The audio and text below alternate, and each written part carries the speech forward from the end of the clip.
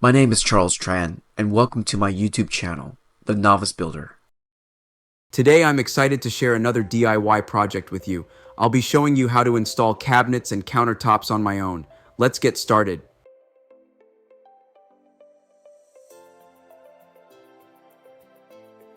I'd also like to share how I saved big on my latest project. To start, I consulted with contractors to get their pricing, and here's the quote I received.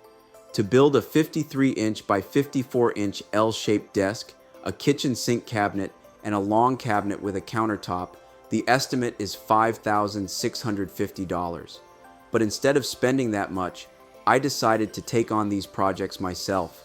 And guess what? The total cost for all three projects ended up being just $1,787. That means I saved $3,863. Want to know how I managed to do this? Stay tuned until the end of the video and I'll guide you through my entire process. The first step is careful planning and measuring. Make sure the dimensions of your floor match those of the cabinet. Ensuring the floor dimensions align with the cabinet prevents installation issues and ensures a proper fit and stable foundation. When installing cabinets and countertops, safety is essential. Wear protective gear like gloves, safety goggles, and a dust mask. To get started with installing cabinets and countertops, you'll need these tools: cordless impact driver, rubber hammer, measuring tape, pencil, leveler, nail gun, and wood saw. For the materials, I decided to go with prefabricated cabinets, countertops, and drawers from Cabinets to Go because they have a great selection that fits my style and budget. When you buy these items, they usually come with important hardware like brackets, screws, dowels, templates, and an instruction manual, providing everything needed for easy assembly and installation. Second step, assemble. Before assembling your cabinets, ensure you have a large flat surface for layout and assembly. Clear the area by removing any old cabinets or appliances, and clean the space thoroughly to create an organized workspace. This preparation will make the assembly process smoother. We're gonna go ahead and start working on this first. So this is the map. The first cabinet measures 29 inches and the middle cabinet measures 24 inches on both sides with a total width of 53 inches.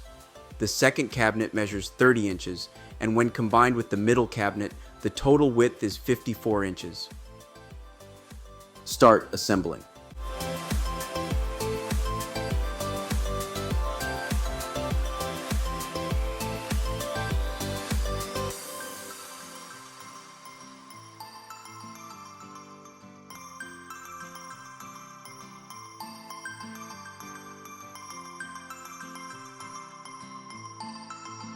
Right, so I took everything apart. And the first thing I did was going to have to assemble this, that box right there,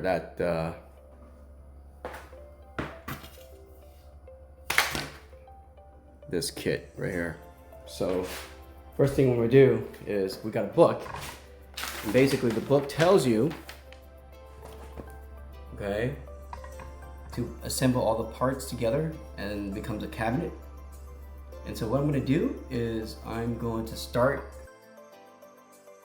Use rubber mallet.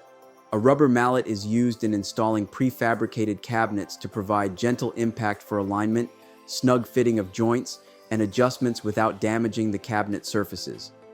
Use compact driver.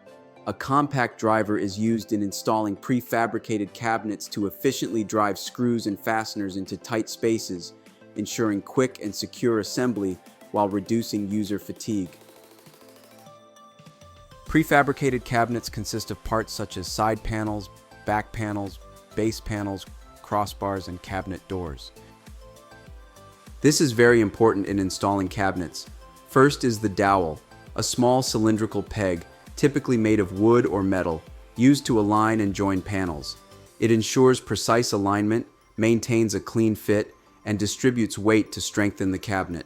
Second is the screw, the go-to for strong adjustable connections, keeping panels tightly secured with excellent tensile and shear strength. Screws also attach hinges, drawer slides, and other moving parts, making adjustments or repairs easy. Third is the door bracket. It ensures secure attachment, proper alignment, and long-term stability of the doors.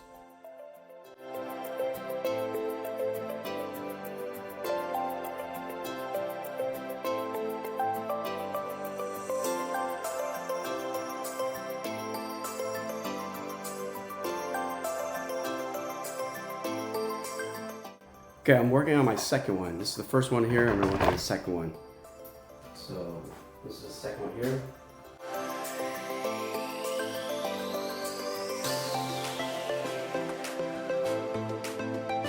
Put the dowel into the hole.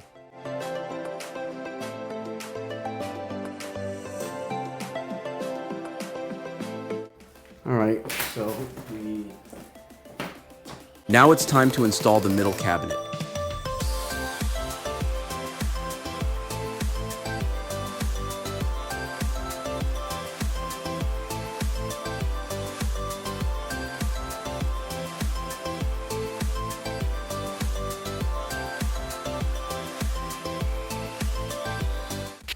just want to show you how these are put in. Put the screws into the hole.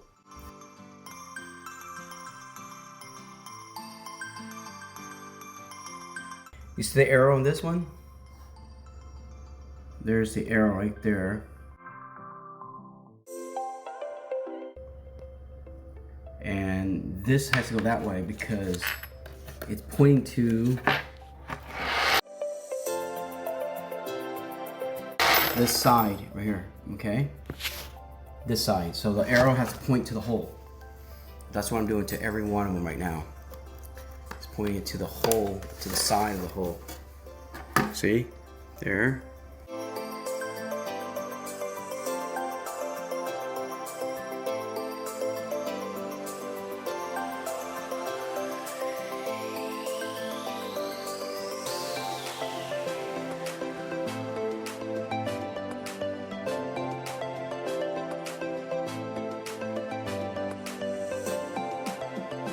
So right now, what I want to show you is that 27 inch, this one over here, 27 inch, this one will be in that corner right over here, right over there. And then this down here is 30 inch. That's the other table over here. This one here will be over on this side. And in the middle would be this little piece right here. So here we go. We kind of eyeball it first just so we get an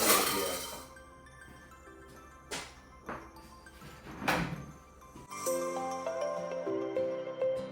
Final piece will be here.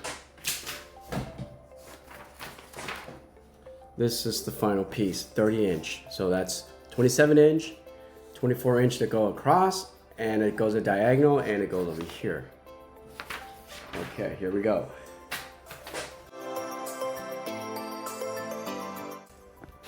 Let me show you a little bit. And I'm gonna put a countertop right on top. And that's gonna look like this. So what I'm doing is I use these the C-clamps to hold that so that I can tie together this piece here.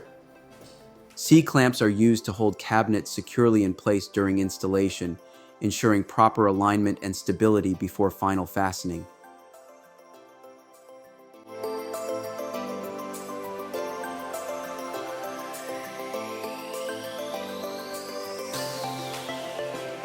So these are the 2x4 toe kicks. They're actually in the bottom. So what I'm gonna do is I'm gonna start cutting these and measuring this. So the measurement works this way, okay? The measurement works where I will use a marker. The toe kick provides foot space for comfort, improves stability, and gives cabinets a seamless finished look. So this is how the toe kick should look.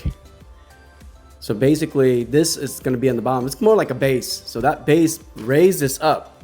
The reason for that is sometimes when you put cabinets, drawers, you open it out, you can't have it on the floor. Because you have it on the floor, it can't close the drawer or you can't open the drawers. That's why you have to have this toe kick.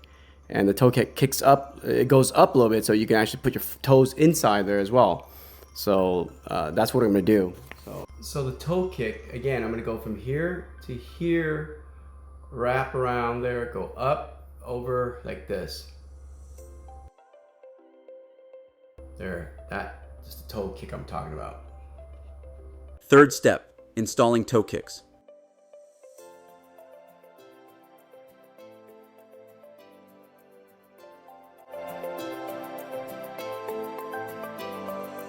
Use leveler. A leveler ensures the cabinet base is stable and perfectly aligned on uneven floors.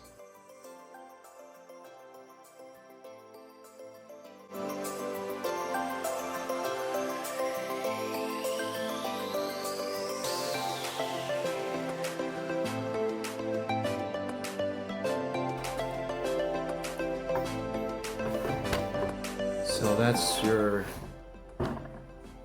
stand there. So we're gonna have to move this in a little bit, and it's gonna go across and it's gonna cover that. Then there's gonna be a white sheet that covers the whole thing. That white sheet looks like this over there.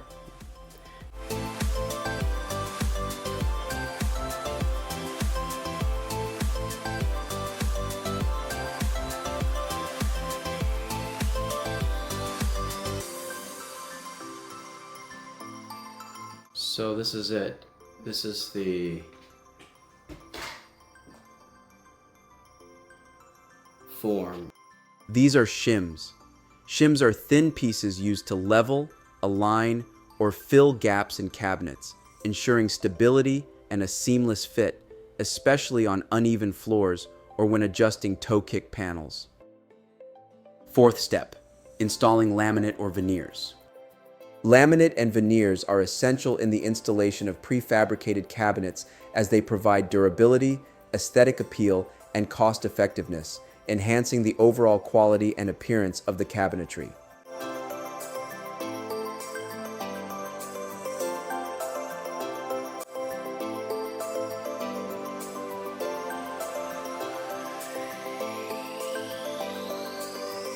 Use nail gun. A nail gun is important in installing prefabricated cabinets because it ensures structural stability, simplifies the fastening process, provides support for wall cabinets, and helps achieve a clean finish. Fifth step, installing cabinet door. Cabinet door brackets are primarily used to support and secure cabinet doors, ensuring they open and close smoothly while maintaining proper alignment and preventing sagging. They also facilitate the attachment of the doors to the cabinet frame and can provide adjustability for alignment purposes.